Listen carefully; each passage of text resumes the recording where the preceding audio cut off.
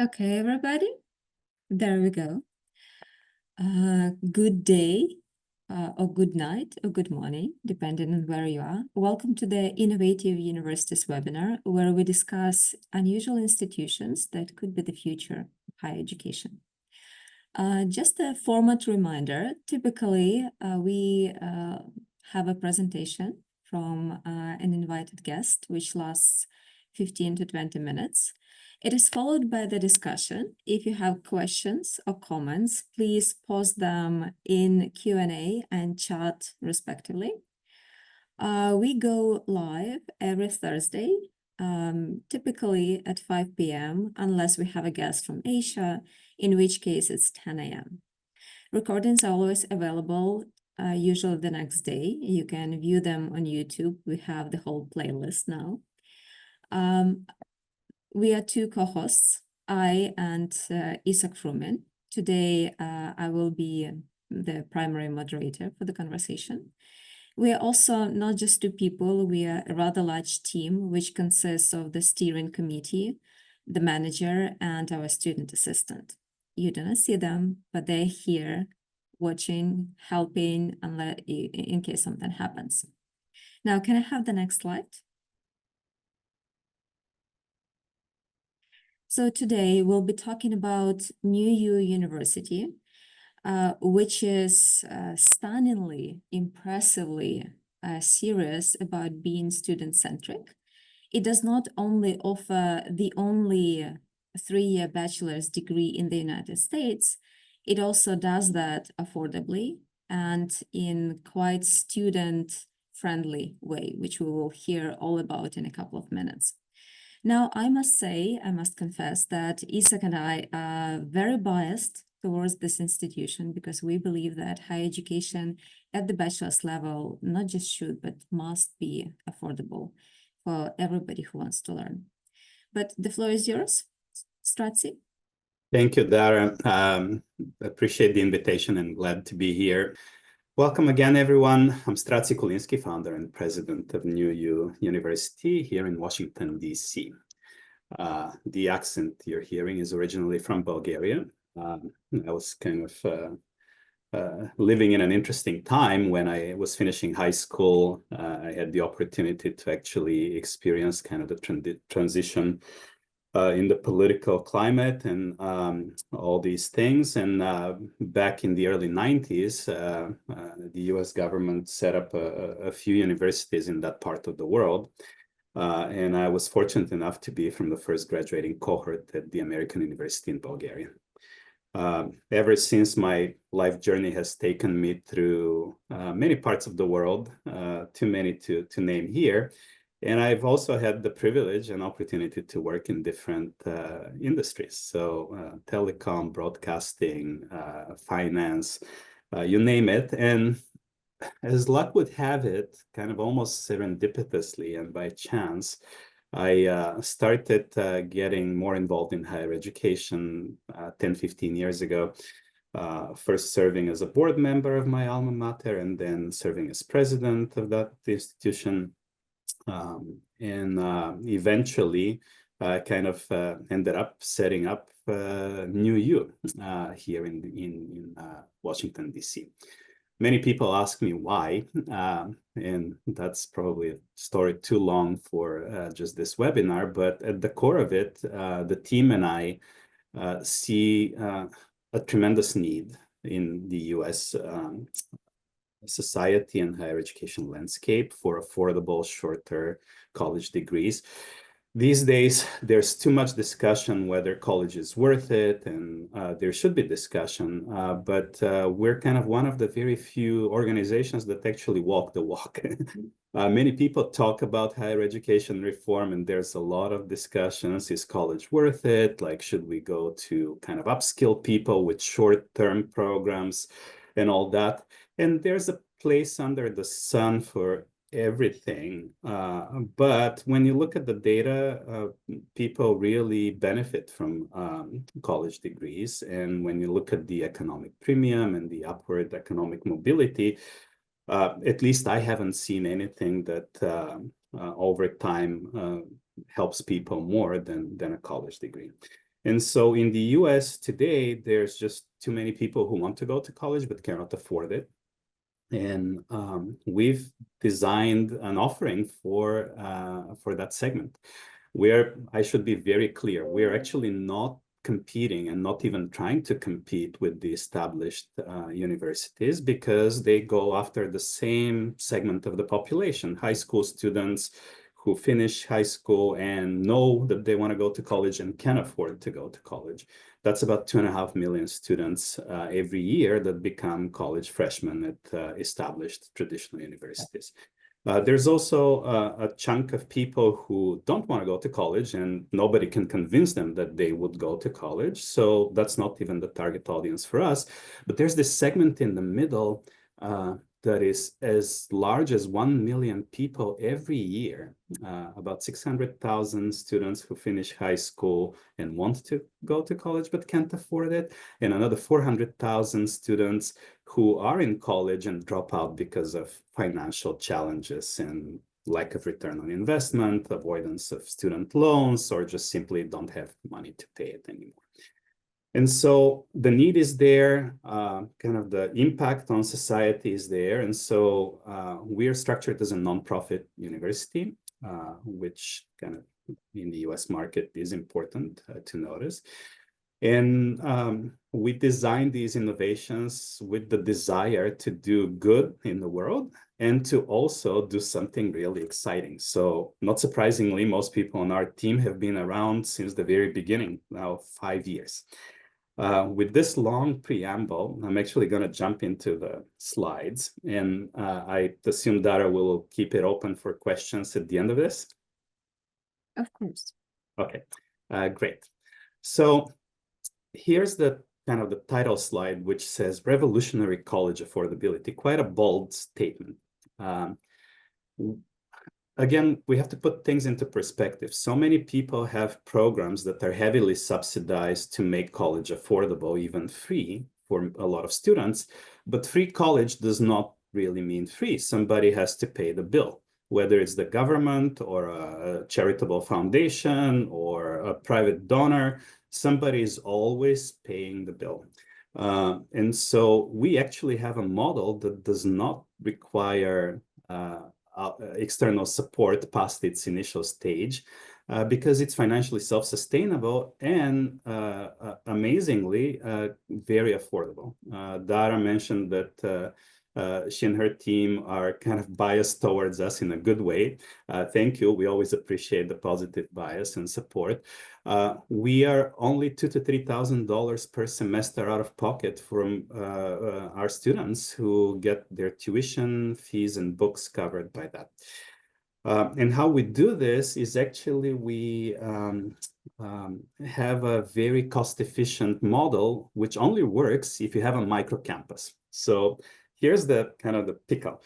And I get excited when I talk about these things, so hopefully people will forgive me, but trying to replicate the existing university structure is a bit of a fool's errand, because we've seen universities spend $50,000 to $70,000 to educate one student in the United States per year.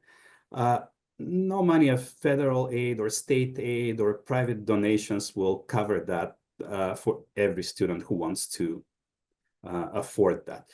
And so we actually designed a model that's very low cost without sacrificing quality. Also another almost impossible feat.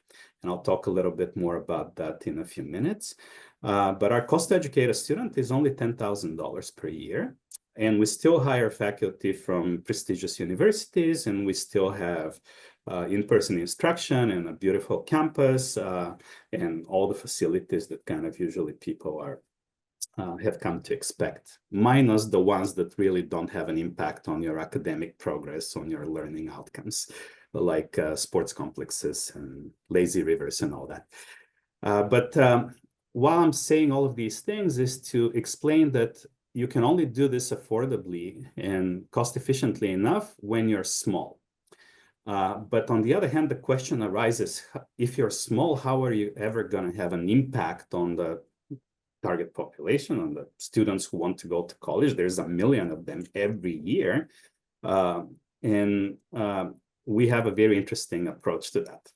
And I'll talk a little bit more about it, but just kind of in this initial expose, basically our plan is to take our micro-campus concept, which really supports 300 to 400 students at a time at those economics that make it affordable and financially self-sustainable, and then replicate that to multiple parts of the country. And of course, there's nothing preventing us from doing this all over the world.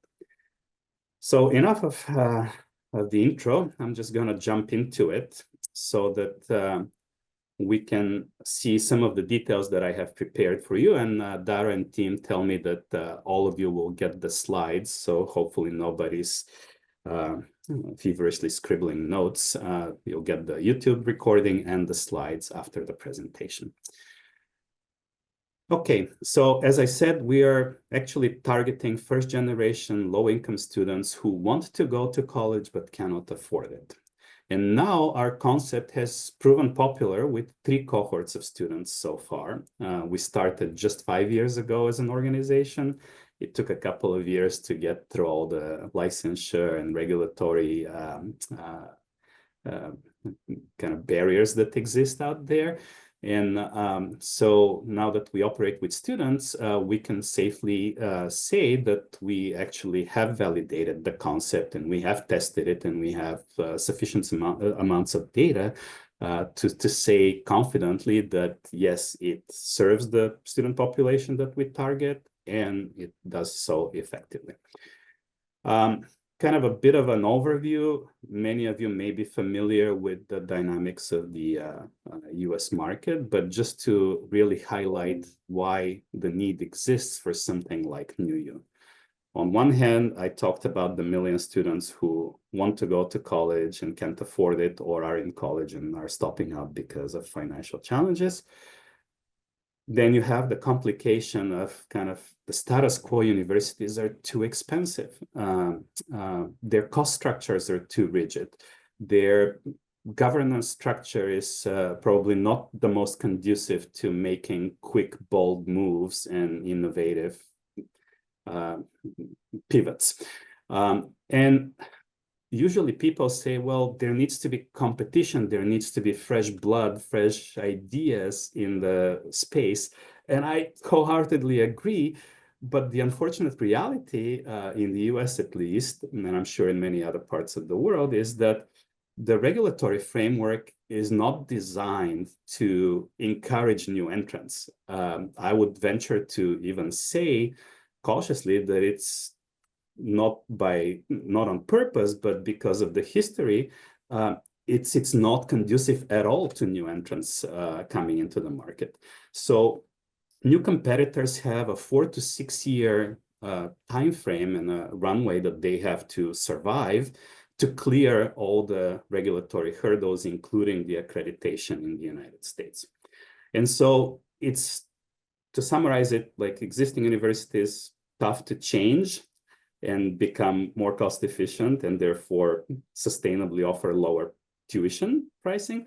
And then new entrants really kept on the sidelines, or even the handful of new entrants that have started have largely faltered and fallen off to the side because they couldn't survive financially the initial several years that are needed for them to clear all the regulatory hurdles. And so in that environment, NewU, even though it's so small, 99.9% of people, even in higher education, haven't heard about us. But we have done something truly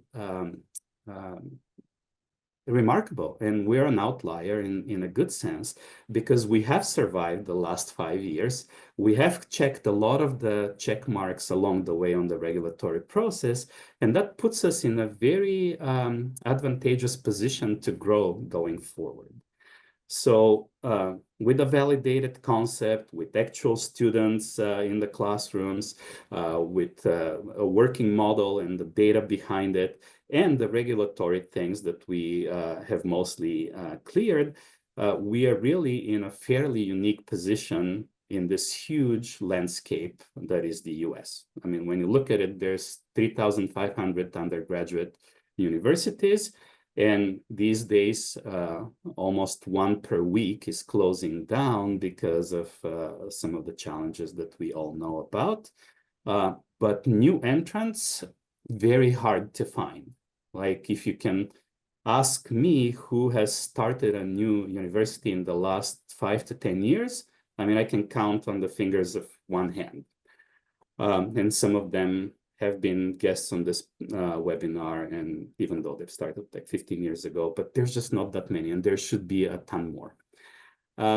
Again, just kind of an overview slide of these dynamics, and there's a lot more data because behind this simplistic graph, but for now, hopefully people will take my word for it, that there's 1 million students every year who could and should benefit from something like what we're doing. And I'm not saying our model is the only one. I also wish there are a lot more new entrants so that people can actually find things that we haven't even dreamt about. It's just going to be to the benefit of students and society in general. So again, another point that I made, we've built this university from scratch. We're not an affiliate of an existing institution. We're not a kind of a heavily financed project. We actually do everything ourselves, which is another very unique dynamic. I mean, the team and I have bootstrapped the creation, launch, and sustained operations of NewU University for the last 5 years. And our aspirations are actually quite ambitious. We think that with this model, we could and should be serving at least 100 locations nationwide in the next 5 to 7 years.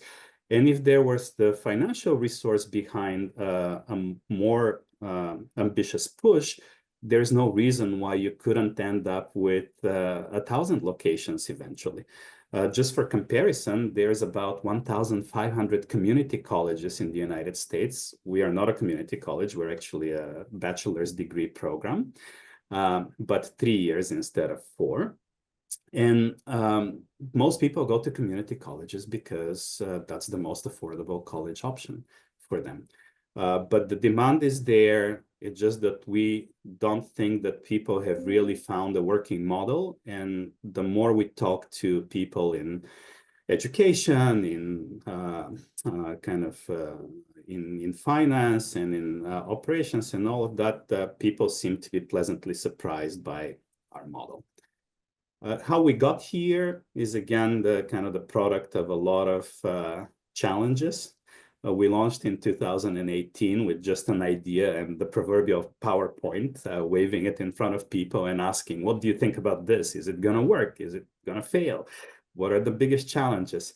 And I can tell you, if I know now what I didn't know back then, our journey would have been even more impactful. So we'll get to that part as kind of advice to others launching new universities, but definitely spread the word and talk to as many people as possible and get as many perspectives as possible.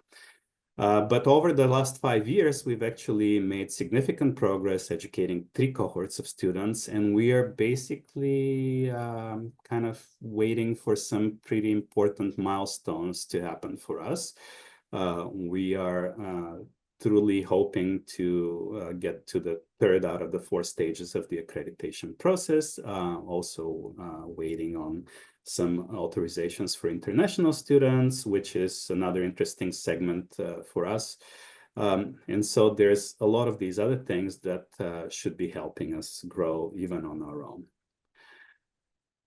In terms of just positioning this, we deliberately decided to do it the most difficult way with an in-person program. So many people ask me, why is this not online?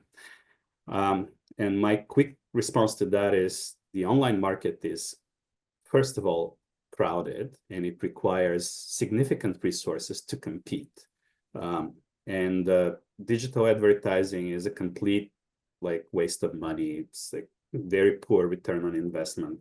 Universities have just outbidding each other on the only beneficiaries are the digital advertising platforms like Meta and Google and all these guys. But more importantly, our target student population does not fare well online. Their persistence and graduation rates are abysmally low in the online programs, something like 35% over 8 years.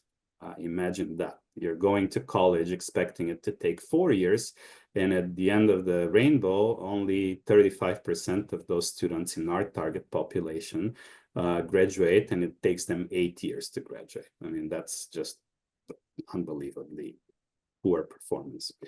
And so we designed a program that is in person in order to ensure higher graduation rates. And even though we haven't had a cohort graduate, we have one scheduled to do so in June of next year.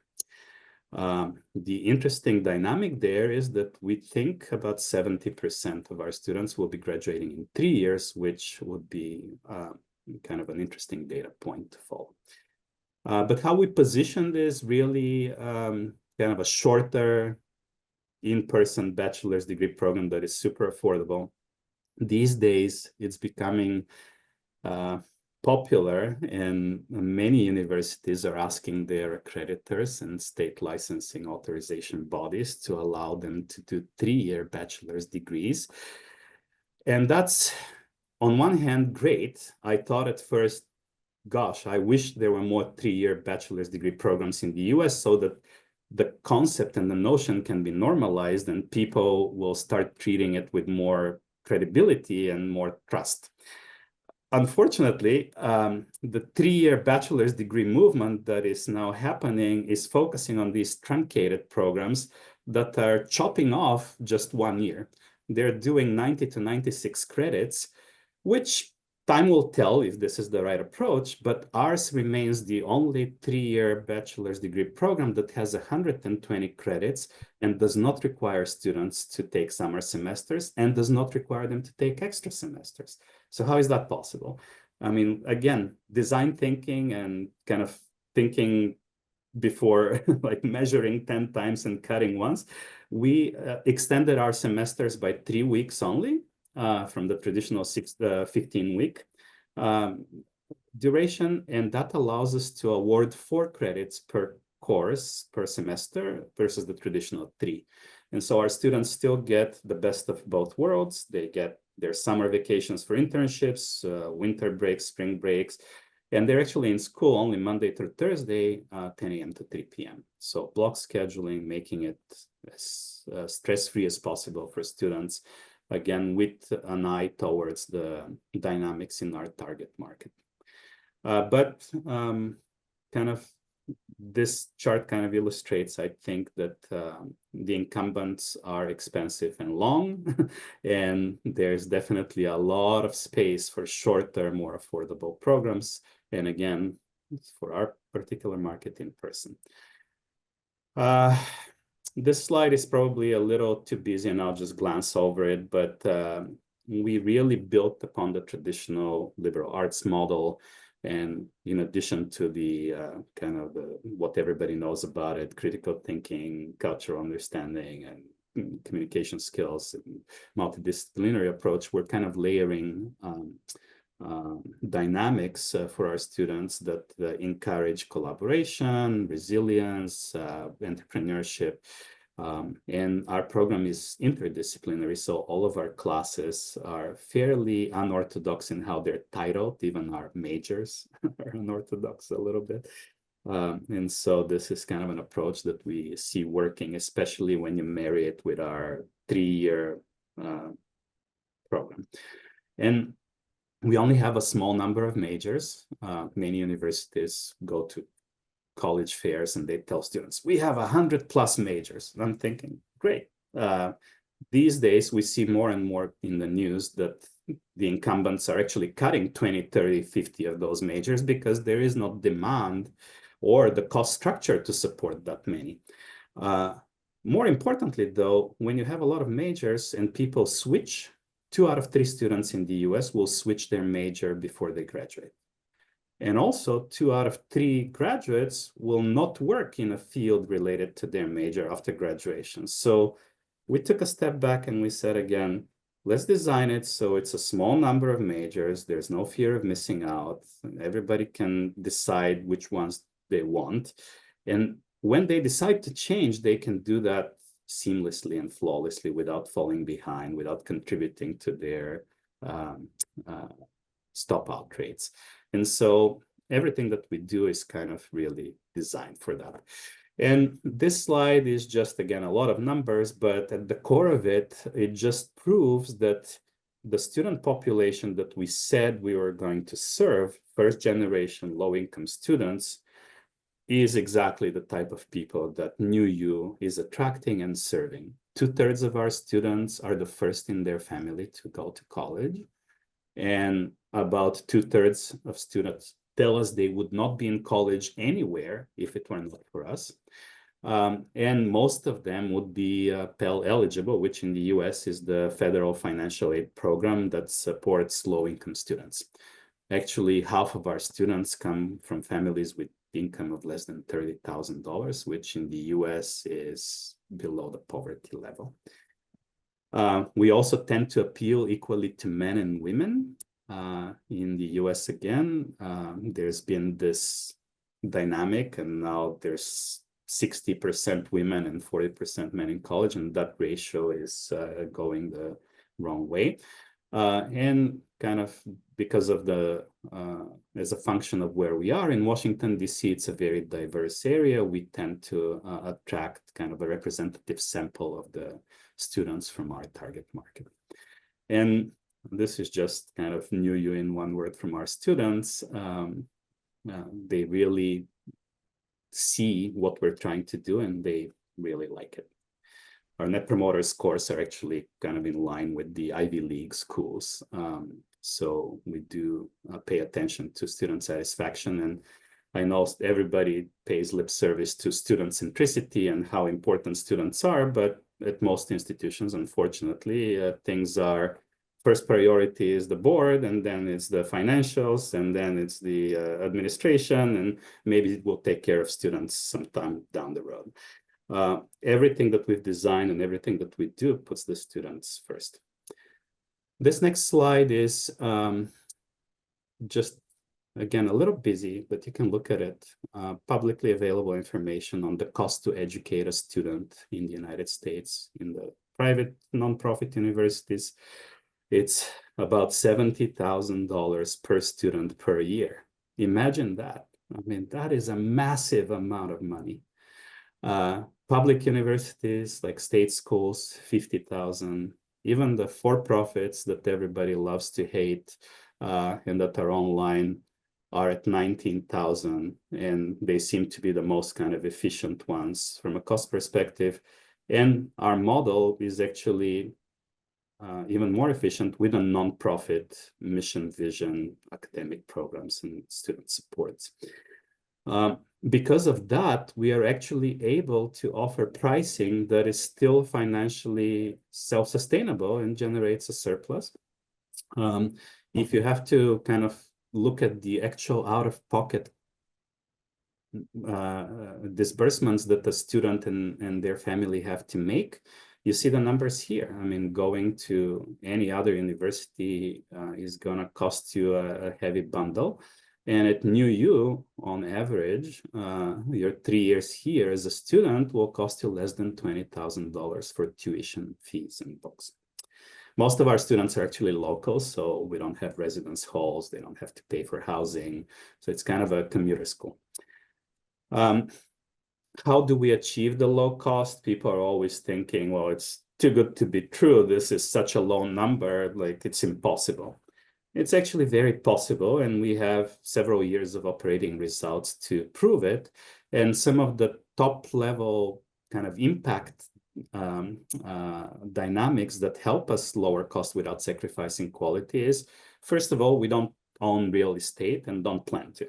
So we lease. That's much more effective. It's also more dynamic. You can adjust your capacity based on demand. We also have a 100% part-time faculty model. We are entirely a teaching institution, so we don't spend money on research, and neither do we require our faculty to focus on this. I'm all for research. There are a ton of excellent research universities in the United States. As everything that we do, we basically have decided to select a niche for ourselves in the world. So we are not trying to boil the ocean. We are not trying to be everything to all people. The same as with the majors selection and the number of majors, the same with kind of what core activities the university is going to focus on. We have decided that for our students, the best we can do is to provide excellent teaching and learning environment. And part of that is also choosing not to do a lot of the things that traditional universities do, starting with the research, of course, but also hospitals, sports complexes, and kind of all kinds of auxiliary amenities that are very expensive usually, but barely, if ever, have any impact on academic outcomes. And also we arbitrage some of our labor costs. We have people in other parts of the world where it's a lot more cost effective to have people than in the United States. And more importantly, in this day and age when everybody's gung-ho about AI, we've actually been doing back office automations, and what people call AI is mostly not AI. It's mostly workflow automations. And you can do those things. And these days, as the frontier AI models have really been developing with a lightning speed, we're also using them for some things, but most of the automation and kind of and the what people call AI has been around kind of in our operations for a while. And enough about that, just kind of a summary slide. So our average cost to educate a student is about $10,000 a year, and our average revenue per student as we grow should be about $12,000-13,000 a year. So we're still generating a small but meaningful surplus in our nonprofit parlance, which allows us to actually sustain ourselves without too much trouble. That's kind of it. I know I said quite a lot of things on a lot of different aspects of it, but I'll be happy to take questions and engage in further discussion. So thank you for your patience. Thank you, Stratsi. This has been quite a trip into how a college can possibly cut costs. It's fascinating. I have a question to the opposite. So last time during the last webinar, our guest, Boris Walbaum of Forward College, said that you can lose a lot by optimizing too much. There should be some slack, especially for higher education institutions, to make mistakes, to relax a little bit. But I'm guessing that even though you are saving, you are still somewhere, you are spending on something. What do you splurge on? What are some areas that you do not try to optimize, to make more efficient, to make more cost effective? Well, in our environment, we have to put things into perspective, right? I mean, if you're a well-resourced institution, sure, go ahead and kind of afford yourself the luxury to not optimize. I think our students are in such a situation, and our target population are in such a situation that there is really no room for slack. And at the risk of disagreeing quite directly, I would argue that, I mean, probably the optimal answer is somewhere, as always, there's no benefit being in the extreme. We're not saying we should optimize, and always cut costs. We're saying you should restructure the operating base so that it makes it possible to actually provide affordable education. Of course, we're going to reinvest our future surpluses, and that's not going to be just optimization and optimization. We just want to grow. We want to reach more students, and we want to benefit more students. So I struggle to directly respond because every situation is different. Every Mm-hmm. market is different. Every institution is different. For us, there's just no room for slack. The market is so price sensitive. And when I call it market, I'm fully aware that these are students. It's not a commercial good. I actually view education as something that I think should be a public good. Unfortunately, in the US, it has become out of reach for millions and millions of people. And so I think only with relentless innovation and rethinking, we're never going to be 100% optimal. It's like the economists say, in a perfect world, there's a rational person who does this. The world is never perfect, and you can never optimize 100%. So on one hand, I tend to agree, yeah, there should be slack because inevitably there's going to be, but in our situation, we just can't afford it. Thank you. We do love a confident answer. Okay, how about revenues? So you are focusing on cutting costs a lot. Are you also working towards diversifying revenue? That's always a good idea for any organization. We are still kind of in our fledgling infancy stage. So we have been trying for the last 3 to 5 years to iron out the kinks of our core offering, which is a shorter, super affordable bachelor's degree. That actually, somewhat related to the previous question now that I think of it, we are by design inefficient in our use of our largest expense, which is the physical facilities. We scheduled classes only Monday through Thursday, 10 a.m. to 3 p.m. to ensure that students show up to class. Absenteeism is a big problem in the United States, both at the K-12 and the higher education level, but also to provide a more conducive environment for students to show up and stay through the classes. We don't have 8 a.m. classes. We don't have 8 p.m. classes. We don't have weekend classes. And so we're by design inefficient in our use of space. So that actually begs the question, what do I do with my campus on Fridays, Saturdays, and Sundays, and every evening? And so we are now starting to explore and design programs that are shorter term and that are different revenue streams that can really just help our model. So we're obviously all for diversification of revenue. In our environment, because we're so resource constrained, we've had to focus on one thing at a time. And now we kind of are in the next stage of our evolution where we can start thinking, gosh, like, do we need graduate programs? Again, very crowded market. I'm not sure that's where we're going to go. I'm just mentioning it as a hypothetical. Do we need some kind of apprenticeship programs? Do we need partnerships that kind of bring people to use our space? And so there's a myriad of opportunities. And just stay tuned, I guess. And if people have interesting suggestions as to how somebody like us can and should diversify revenue streams, we're always all ears. All right.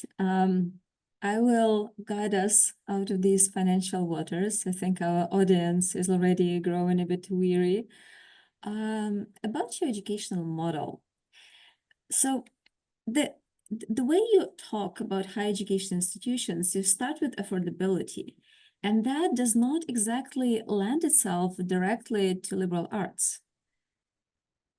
Normally, typically, when colleges start talking about affordability, they talk about highly applicable majors, something that you can offer to the market right after graduation, or maybe even during your study, not as a side job, but as your main occupation. Then we would hear probably about IT, design, etc., etc. So why liberal arts? Well, I mean, we believe that students, no matter where they go to college, should be using that experience to become lifelong learners and educated persons. Everybody's definition of that varies. But it is proven time and again that people with kind of broad set of skills and multidisciplinary and interdisciplinary views of the world are always the ones who make the big breakthroughs in science, in life, in politics. Their civic engagement is much higher. And so we believe in all that, and we're kind of trying to strike a balance. So we are using that foundation, but we're building on it. And also, guilty as charged. I mean, our majors are designed to be used directly in entry-level jobs for our graduates. So we have a computer and data science major, more of a focus on the data science part. It's not an IT cybersecurity major or anything like that. We are offering entrepreneurship as a major because we want people to not only be aware of what the world could look like for them starting a business or working for a startup, but also to give them real skills to actually find investors and build business plans and all that. And so our majors are a bit of a combination between the liberal arts and also practical, employable, in-demand skills, because we believe that this is something that will benefit our students. I want to ask a generic question. Your presentation was a winning pitch. You said that, well, we came up with an idea that responds to a gigantic problem, actually the largest problem in American higher education, if you think about it. You said that you are ready to scale, that you have the team, the expertise, the gusto for that. But do you have issues, and what are they? Oh, didn't think you were going to ask that question, but as every startup, we are facing issues day in and day out. We have a crisis every other day. I see Isaac has just joined us. Good to see you. So our issues are coming from all sides: operational, academic, finance, regulatory. And we deal with them. Sometimes we can plan, sometimes we just have to fight fires. So it's a tricky dynamic. I mean, it's not easy to focus on the day-to-day and the execution, but also to plan and to preempt and to be thoughtful about your future. So we're always trying to kind of straddle that fine line, sometimes successfully, sometimes not. But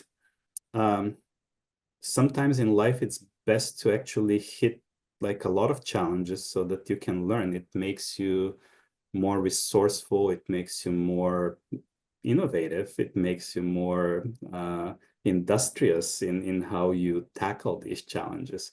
And one thing is for sure, I don't have a crystal ball, and I know anybody who has, but the world is full of uncertainty. So I don't know what the higher education landscape is going to look like 5 years down the road. Just like what we tell students, we don't know what the job market is going to look 5 years down the road. So they need to be resilient, flexible, adaptable, and well prepared. So we use that same philosophy in kind of how we manage and grow. So that was a bit generic. I'll make it more difficult for you, if I may.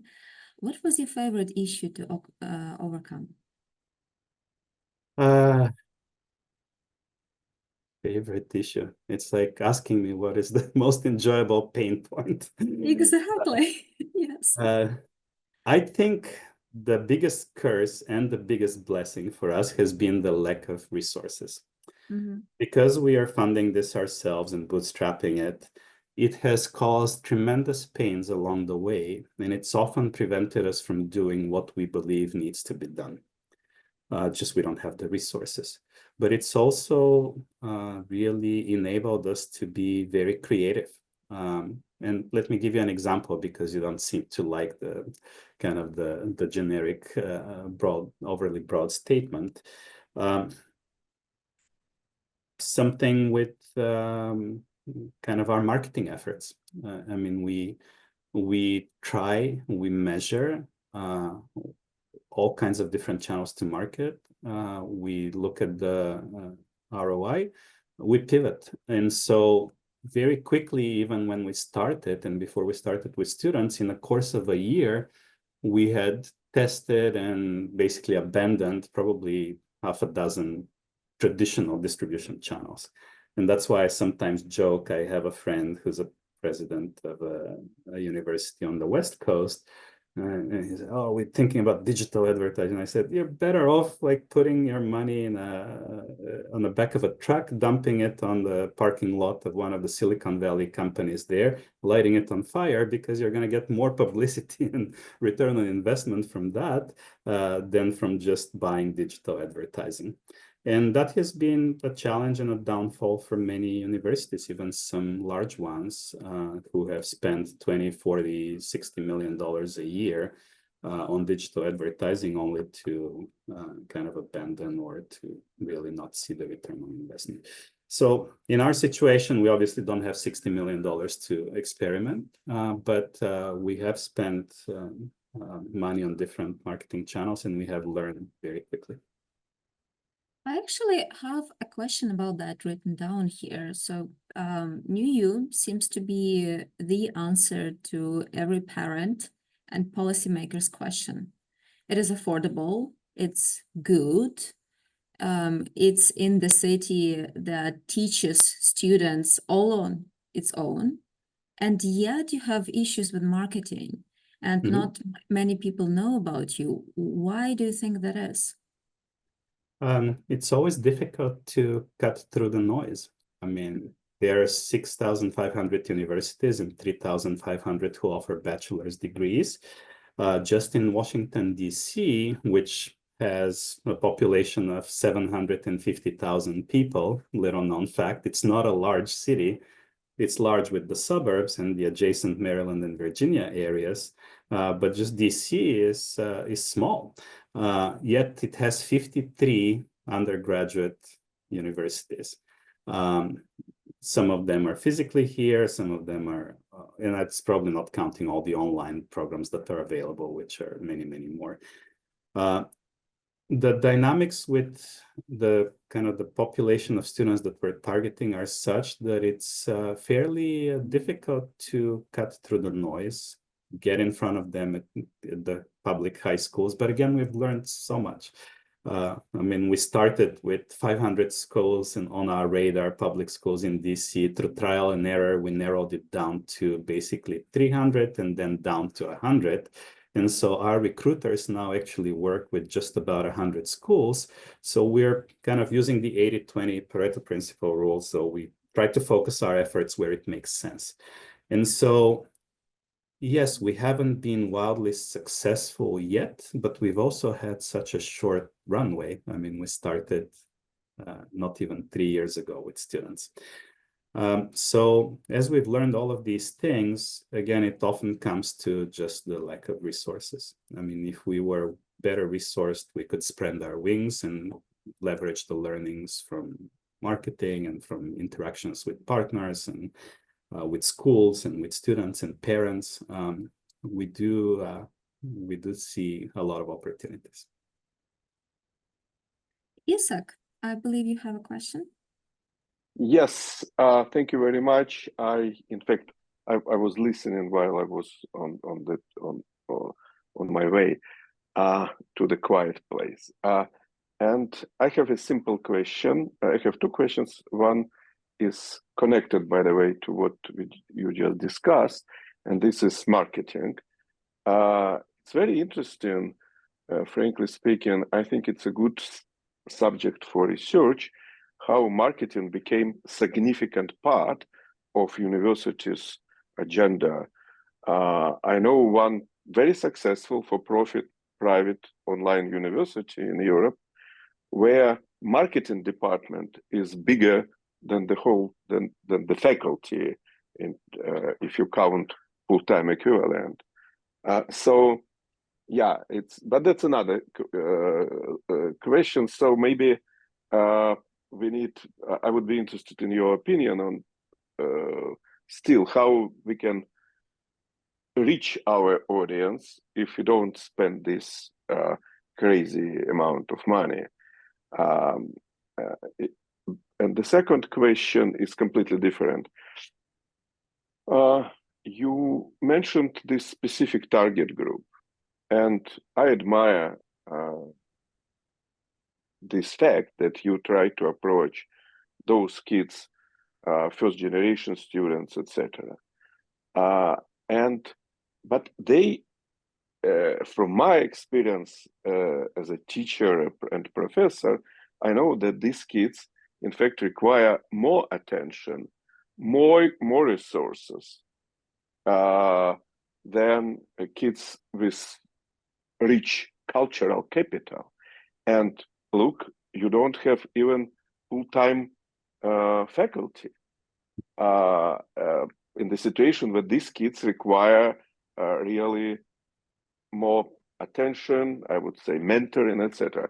What pedagogical secrets you have to keep them studying, not drop out? I mean, this is kind of quite a nuanced question, because I don't even know where to start addressing it.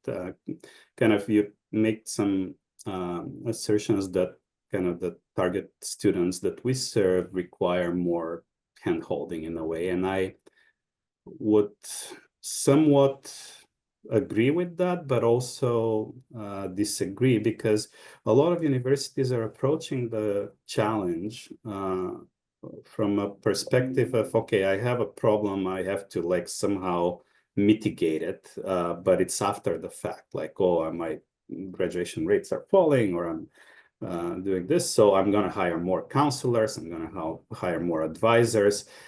And we knew from the very beginning, even before we had students, that this would not be feasible for us because it just doesn't fit into our model.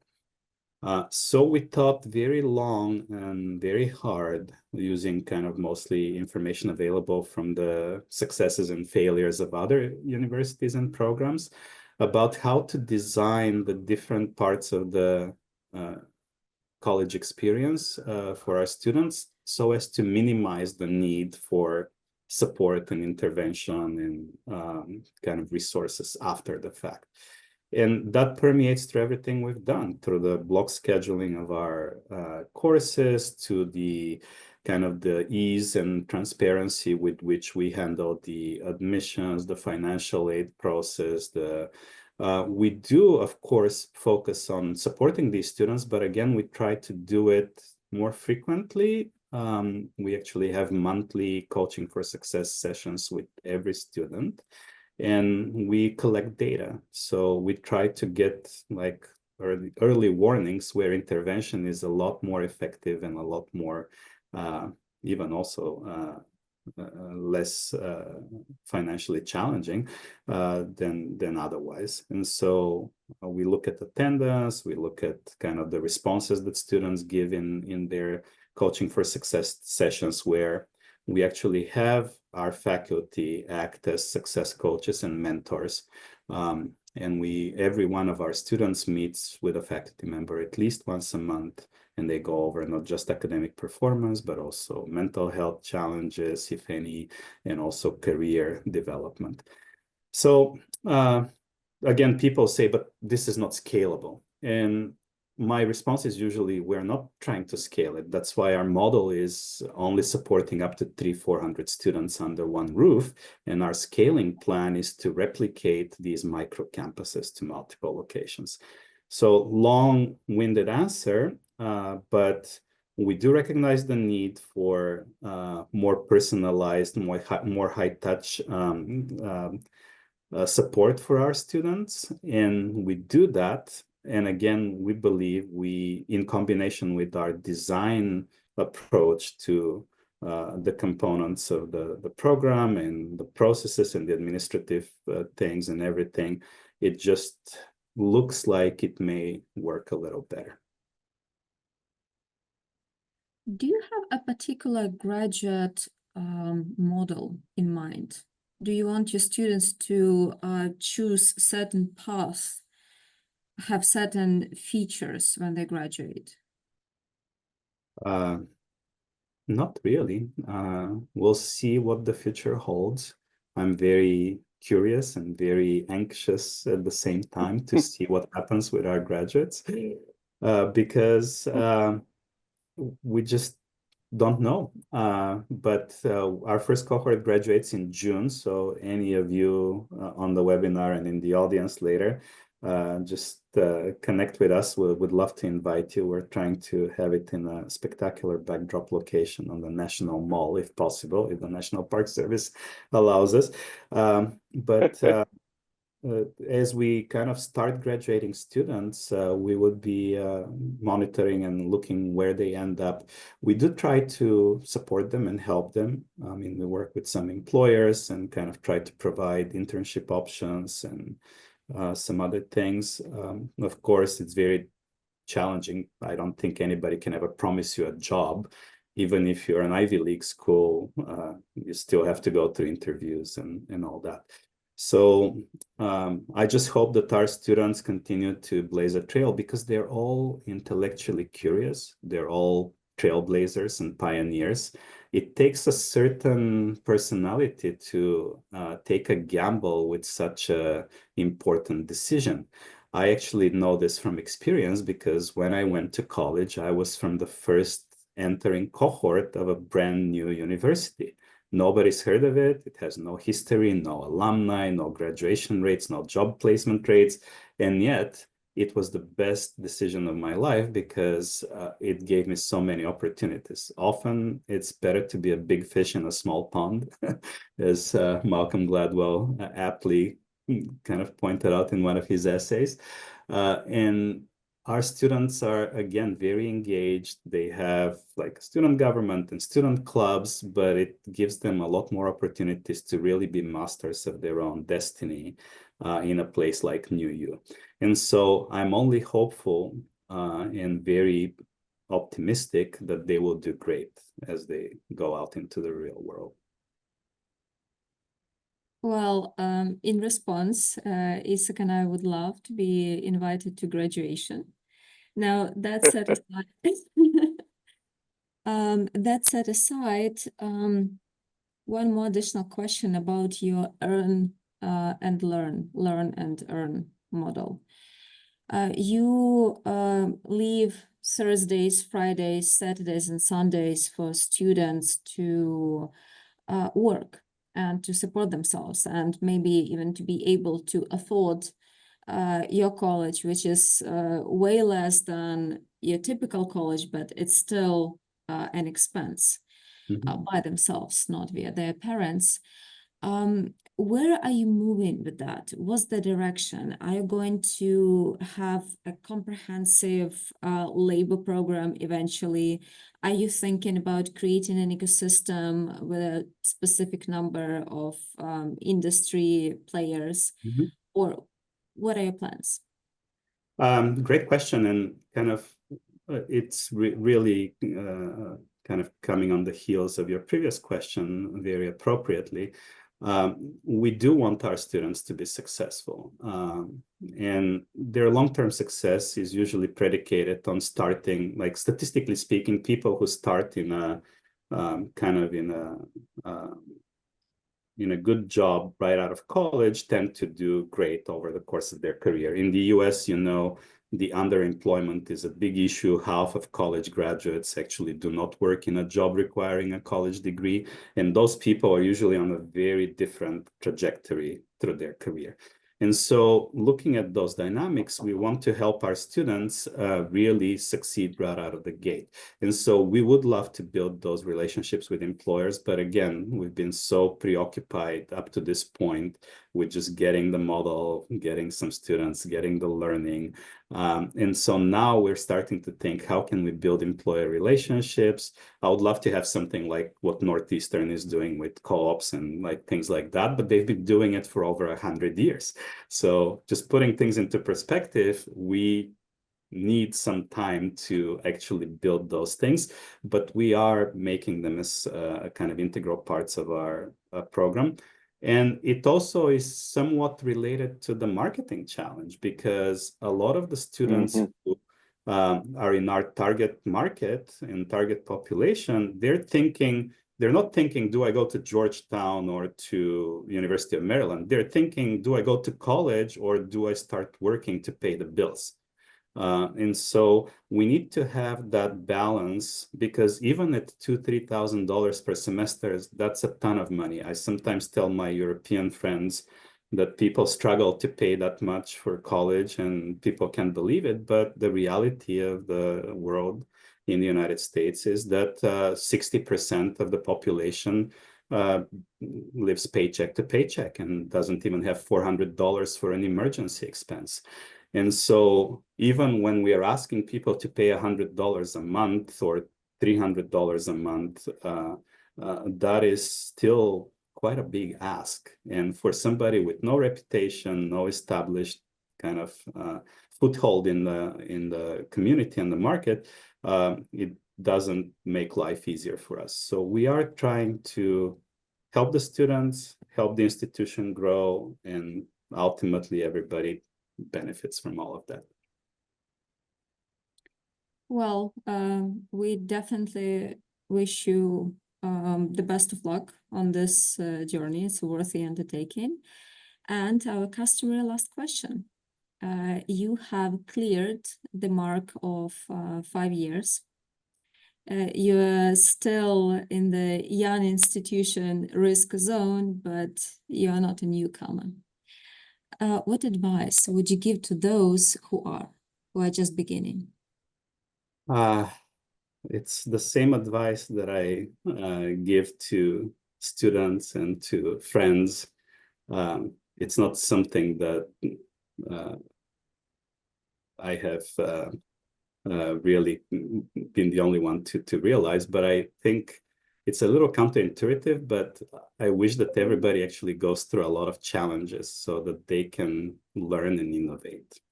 And so that's my only advice. Like, if you see a challenge, tackle it, because you're going to be better off for it. Lovely. I will actually put it to action myself, right, Isak? Yes. Yes, thank you very much. And again, it's super important work. I hope it will be successful. Thank you for having me, and I wish you a great evening, afternoon, wherever you are. Look forward to continuing the conversation with everyone, and everybody is welcome to visit NewU when you're in Washington, D.C. Thank you. Thank you, Stratsi. Isak, would you present our next case? Yeah, we are going to discuss the university in the completely different location, and it's an interesting case of interaction between two important public universities, one from UK, another from China, and they created innovative English medium campus in very nice city in China, and we are going to find out what they offer and what new things they offer in quite developed Chinese higher education landscape. We will see you in 2 weeks. Thank you and goodbye.